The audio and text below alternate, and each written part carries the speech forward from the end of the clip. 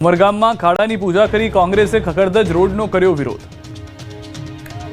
વલસાડ જિલ્લાના ઉમરગામમાં ખરાબ રોડ રસ્તાને લઈને કોંગ્રેસ દ્વારા વિરોધ કરાયો। વલસાડ જિલ્લામાં વરસાદી માહોલને કારણે શહેરી અને ગ્રામ્ય વિસ્તારોની સાથે નેશનલ હાઈવેની હાલત પણ ખરાબ થઈ ગઈ છે। શહેરોમાં રસ્તાઓ પર મોટા ખાડા પડી જતા લોકોએ હાલાકીનો સામનો કરવો પડે છે। કોંગ્રેસ દ્વારા રસ્તા પર બેસી ખાડા પૂજન કરવામાં આવ્યું અને રોડ પર પડેલા ખાડામાં વૃક્ષારોપણ કરી પોતાનો વિરોધ નોંધાવવામાં આવ્યો। કોંગ્રેસના કાર્યકર્તાઓ અને અગ્રણીઓએ ખરાબ રસ્તાઓ અને રસ્તા ઉપર પડેલા ખાડાઓને રિપેર કરાવી અને નવા રસ્તા બનાવવાની માંગ સાથે એક રેલી પણ યોજી।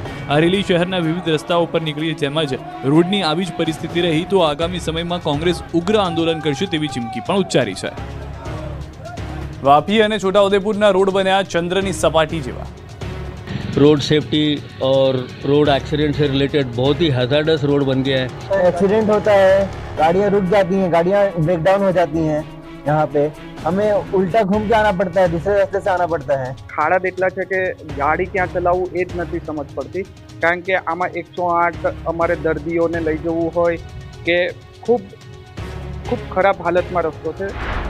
ચોમાસાની શરૂઆતથી જ સમગ્ર રાજ્યમાં રસ્તાઓની ખરાબ હાલત છે। તેમાં રાજ્યના પડોશમાં આવેલા સંઘ પ્રદેશ દાદરાનગર હવેલી પણ બાકાત નથી। દાદરાનગર હવેલીમાં પણ આ વર્ષે ચોમાસાની શરૂઆતથી જ પ્રદેશના તમામ મુખ્ય રસ્તાઓની ખરાબ હાલત થઈ ગઈ છે। શહેરની શાનસમા રિંગ રોડ પરની હાલત અત્યંત ખરાબ છે। રિંગ રોડ પર મોટા ખાડાઓ પડી ગયા છે, જેના કારણે અનેક અકસ્માતો સર્જાય છે। ટ્રાફિક જામ અને વાહનોને નુકસાન પણ થઈ રહ્યું છે। આ તરફ છોટાઉદેપુર જિલ્લાના ક્વાંટ તાલુકાના ગોજિયારિયાથી રેણધા બોર્ડર મધ્યપ્રદેશની હદ સુધીના 10 કિલોમીટર રસ્તા ખૂબ બિસ્માર હાલતમાં છે। વરસાદી માહોલમાં રસ્તા પર મોટા ખાડા પડવાને કારણે રહીશો ત્રાહિમામ પોકારી ઉઠ્યા છે। આશ્ચર્યની વાત એ છે કે આ રસ્તો મધ્યપ્રદેશ અને ગુજરાતને જોડે છે। બંને બે રાજ્યના લોકોના રસ્તાથી હેરાન પરેશાન છે। આ રસ્તો મધ્યપ્રદેશ અને મહારાષ્ટ્રને રાજ્યને પણ જોડે છે। મધ્યપ્રદેશના લોકો ક્વાંટ ખાતે રસ્તા ઉપરથી આવે છે, ત્યારે ગુજરાત રાજ્યના છેવાડાના ગામો આ બિસ્માર રસ્તાથી પરેશાન છે। જાફરાબાદના મૃતક ખલાસીના પરિવારને મંત્રી મળ્યા, આપી સાંત્વના। જાફરાબાદના દરિયામાં 11 ખલાસી ડૂબી ગયા હતા, જેમાંથી 2 ખલાસીની લાશ મળી આવી। 3 દિવસથી વધુ સમયથી કોસ્ટગાર્ડની ટીમો દરિયો ખૂંદી રહી છે। જ્યાં બોટ ડૂબી હતી ત્યાં પણ તપાસ કરવામાં આવી હતી, છતાં ખલાસીઓનો હજુ કોઈ અત્તોપત્તો નથી, જેને લઈને પરિવારજનો ચિંતિત છે। બીજી તરફ 2 ખલાસીઓના મોત થતા પરિવારજનો શોકમાં છે। ત્યારે કેબિનેટ મંત્રી કુંવરજી બાવળિયા જાફરાબાદમાં મૃતક પરિવાર અને લાપતા ખલાસીઓના પરિવારને મળ્યા હતા। રાજ્ય સરકાર તરફથી ખલાસીઓ ઝડપથી મળે તેવા પ્રયાસ કરવામાં આવી રહ્યા હોવાની ખાતરી આપી હતી। ટેરિફ બોમ્બ ફૂટતા સુરતના ક્રિસ ડાયમંડ જેમ્સે 100 કારીગરોને છૂટા કર્યા। એક તરફ હીરા ઉદ્યોગમાં મંદીનો અજગરી ભરડો છે, એમાં ઉપરથી ટ્રમ્પે ટેરિફ બોમ્બ ફેંકતા હીરા ઉદ્યોગની કમર તૂટવાની છે। ત્યારે ડાયમંડ વર્કરોને હવે બેરોજગાર થવાનો ખતરો મંડરાયો છે। સુરતના કતારગામની ક્રિસ ડાયમંડ જેમ્સના 100 જેટલા કારીગરો છૂટા કરી દેવા। આજથી અમેરિકાના ટેરિફના અમલવારીની પણ જાહેરાત થતાં જ 100 જેટલા કારીગરોને નોકરીમાંથી કાઢી મુકાતા તેમને હવે ઘર કેમ ચલાવવું તેના ફાફા પડી ગયા છે। કયા કારણોસર છૂટા કરાયા તે અંગેની કોઈ માહિતી આપવામાં નથી આવી, પણ છેલ્લા 3 દિવસમાં ક્રિસ ડિયામ જેમ્સના જુદા જુદા ડિપાર્ટમેન્ટના કારીગરોને છૂટા કરાયા। ક્રિસ ડિયામ ડાયમંડ જેમ્સ વિદેશના વેપારીનું જોબ વર્કનું કામ કરતી હતી, ત્યારે હવે બેરોજગાર થયેલા લોકોને ઘર કેમ ચલાવવું તેના ફાફા પડી ગયા છે। બીજી તરફ ટેરિફની અસરે સુરતના હીરા ઉદ્યોગની દિવાળી બગાડી શકે છે। ટેરિફના કારણે સુરતના ડાયમંડ ઉદ્યોગને નવા ઓર્ડર મળવાનું બંધ થઈ ગયું। સૌથી વધુ અસર SEZ જેવા નોટિફાઈ ઝોનને થશે। SEZ ડાયમંડનું ડાયરેક્ટ એક્સપોર્ટ વિદેશમાં કરે છે, તેમને વધુ અસર થશે। 2 મહિના બાદ પણ આ પરિસ્થિતિ રહી તો SEZ જેવા નોટિફાઈડ ઝોનના કારીગર બેરોજગાર થઈ શકશે। ત્યારે GJEPC દ્વારા સરકારને રજૂઆત કરવામાં આવી છે કે SEZ નોટિફાઈડ ઝોનને ડોમેસ્ટિક માર્કેટમાં ધંધો કરવાની મંજૂરી અપાય। આ ઉપરાંત તેમને માર્કેટિંગ માટે અલગથી ફંડ પણ ફાળવવામાં આવે તો અન્ય હીરાનો ઉદ્યોગ પોતાના હીરાનું વેચાણ માટે અન્ય દેશોના માર્કેટો પણ શોધી રહ્યા છે। માત્ર હીરા જ નહીં, ટેક્સટાઇલ માર્કેટને પણ ટેરિફની અસર થઈ છે। સુરતના ટેક્સટાઇલ ઉદ્યોગકારોનું માનવું છે કે સુરત સહિત ગુજરાત અને દેશના ઉદ્યોગને અસર થશે। ખાસ કરીને દેશના સાઉથમાં આવેલા તિરુપુરમાં ટેરિફની વધારે અસર જોવા મળશે। તિરુપુરથી વર્ષના 12,000 કરોડનો ગાર્મેન્ટનો વેપાર થાય છે। ગાર્મેન્ટ, કર્ટન, બેડશીટ અને યાન અમેરિકામાં એક્સપોર્ટ થાય છે। આ તમામ પ્રોડક્ટ પર 50% ભાવ વધી જશે। આ ઉપરાંત ડાયમંડ ઉદ્યોગમાં રોજગારીનો પ્રશ્ન ઉપસ્થિત થાય એવી સ્થિતિ પણ ઊભી થાય છે। કઠલાલના ભાજપના પૂર્વ ધારાસભ્ય કનુભાઈ ડાપીએ ફોડ્યો લેટર બોમ્બ।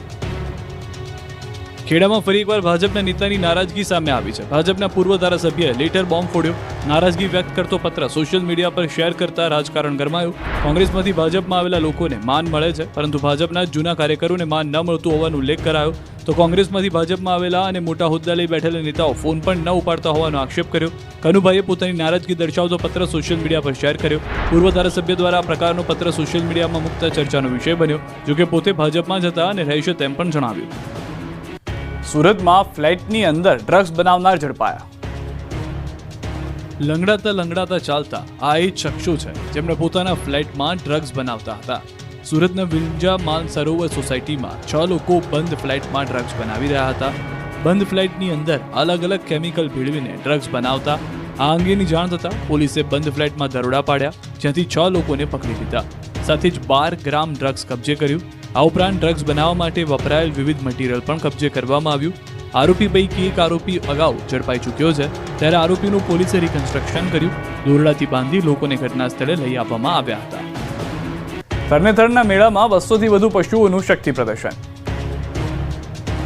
સુરેન્દ્રનગર જિલ્લાના થાન તરણેતર ખાતે યોજાતા વિશ્વ પ્રસિદ્ધ ભાતીગળ લોક મેળામાં દર વર્ષની જેમ ચાલુ વર્ષે પણ સરકાર તેમજ જિલ્લાના પશુપાલન ખાતા દ્વારા ત્રિદિવસીય પશુ પ્રદર્શન હરીફાઈનું આયોજન કરવામાં આવ્યું છે, જેમાં સમગ્ર રાજ્યમાંથી અંદાજે 200 થી વધુ પશુપાલકોએ પોતાના ઉચ્ચ ઓલાદોના પશુઓ સાથે ભાગ લીધો. ઉચ્ચ ઓલાદના અને વધુને વધુ દૂધ ઉત્પાદન ધરાવતા પશુઓ અંગે સાચી માહિતી તેમજ પ્રોત્સાહન મળી રહે તેવા હેતુથી પશુ મેળો યોજાયો છે, જેમાં કચ્છ, મોરબી, પાટણ, બનાસકાંઠા, ગીર સોમનાથ, જૂનાગઢ, સુરેન્દ્રનગર સહિત રાજ્યભરમાંથી અંદાજે 200 થી વધુ પશુપાલકોએ ગીર ગાય, કાંકરેજ ગાય, જાફરાબાદી ભેંસ અને બન્ની ભેંસના ઉચ્ચ ઓલાદના ગુણધર્મો ધરાવતી ગાયો ભેંસો સાથે હરીફાઈમાં ભાગ લીધો.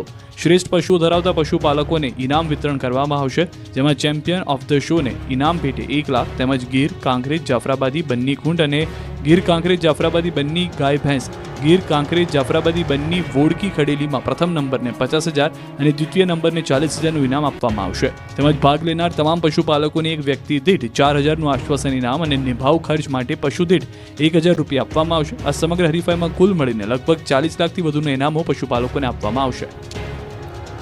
10 દિવસ ગુજરાત હવે ગણેશમય. શેરીએ શ્રીજીની વાજતે ગાજતે સ્થાપના. દેશભરમાં વાજતે ગાજતે વિઘ્નહર્તા ગણપતિનું આગમન થઈ ગયું છે. શહેર ગામ શેરીએ દુંદાળા દેવની સ્થાપના થઈ ગઈ છે. આકાશ ગણપતિ બાપ્પા મોરિયાના નાદથી ગુંજી ઉઠ્યું. ત્યારે ગણેશ ચતુર્થીના પાવન અવસરે જામનગરના સપડા ખાતે આવેલા પૌરાણિક શ્રી સિદ્ધિવિનાયક મંદિર ભક્તોની ભીડ જામી. જામનગર શહેર અને આસપાસના ગ્રામ્ય વિસ્તારોમાંથી અનેક ગણેશ ભક્તો પદયાત્રા કરીને પહોંચ્યા. આ તરફ ગણેશ ચતુર્થીના પાવન અવસર પર અમદાવાદના મંદિરોમાં ભક્તોની ભીડ જોવા મળી. શહેરમાં વસ્ત્રાપુર ખાતે આવેલા ગણેશ મંદિરમાં ભક્તોની ભીડ. વહેલી સવારથી જ ગણેશજીના દર્શન કરવા પહોંચ્યા હતા ભક્તો. વડોદરાના લક્ષ્મી વિલાસ પેલેસના દરબાર હોલમાં ભવ્યતા સાથે શ્રીજીની પ્રતિમા સ્થાપિત કરાઈ. 10 દિવસ સુધી રાજવી પરિવાર પૂજા અર્ચના કરશે. શહેરભરના નાગરિકો પેલેસમાં શ્રીજીના દર્શન કરી શકશે. દાંડિયા બજારથી શરણાઈના સૂર સાથે નીકળેલી યાત્રા રાજમહેલ પહોંચી હતી અને દરબાર હોલમાં ગણપતિને હીરા જવેરાતના આભૂષણો પહેરાવી દરબાર હોલના પંડાલમાં બિરાજમાન કરી. પેલેસના ગણેશજીની ખાસિયત એ છે કે 90 કિલો માટીમાંથી મૂર્તિ બને છે. 36 ઇંચની મૂર્તિની ઊંચાઈ છે. ભાવનગરથી ખાસ માટી મંગાવવામાં આવી છે. આ દ્રશ્યો રાજકોટના છે. શહેર ભાજપ દ્વારા સતત 18મા વર્ષે ગણપતિ મહોત્સવનું આયોજન રાજકોટ શહેરના રેસકોર્સ મેદાન ખાતે કરવામાં આવ્યું, જેને લઈને દાદાની વિશાળ શોભાયાત્રા નીકળી હતી.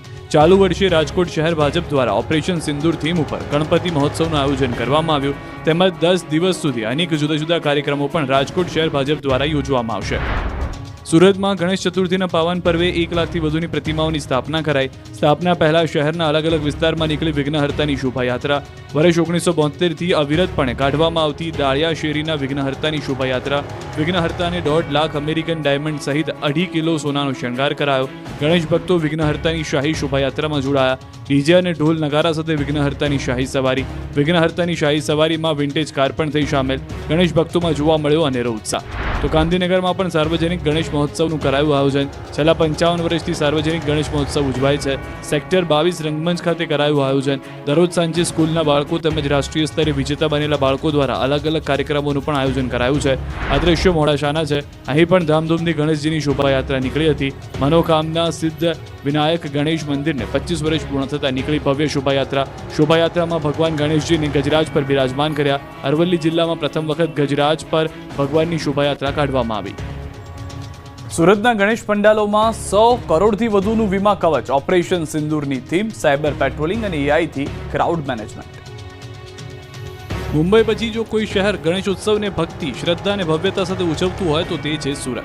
આ વર્ષે સુરતનો ગણેશોત્સવ એક નવા જ કીર્તિમાન સ્થાપિત કરી રહ્યો છે, જ્યાં આસ્થા અને બિઝનેસનો અનોખો સંગમ જોવા મળી રહ્યો છે. આ વખતે માત્ર ગણેશજીની પ્રતિમાઓ અને ભવ્ય પંડાલ જ આકર્ષણનું કેન્દ્ર નથી, પરંતુ તેમની સુરક્ષા માટે લેવામાં આવેલા 100 કરોડથી પણ વધુના વીમા કવચે સૌનું ધ્યાન ખેંચ્યું. સુરતમાં આ વર્ષે ગણેશ મહોત્સવના અનોખા અંદાજમાં ઉજવણા જોવા મળ્યા. આ વર્ષે ભગવાનથી લઈને ભક્તો સુધીનું વીમા કવચ તૈયાર કરવામાં આવ્યું. આયોજકોએ ₹100 કરોડથી વધુ મૂલ્યના ઇન્સ્યોરન્સ પેકેજ લીધા, જેમાં પ્રતિમા, દાગીના, પ્રસાદ, મંડપ અને કાર્યકરોનો પણ વીમો લેવાયો છે, જેના માટે ₹35,000 થી લઈને ₹1.25 લાખ સુધીનું પ્રીમિયમ ચૂકવવામાં આવ્યું છે. પંડાલમાં આવનાર ભક્તોનું ભાગદોડમાં મોત થાય કે તબિયત બગડે તો સારવાર ખર્ચ પણ આપવામાં આવશે.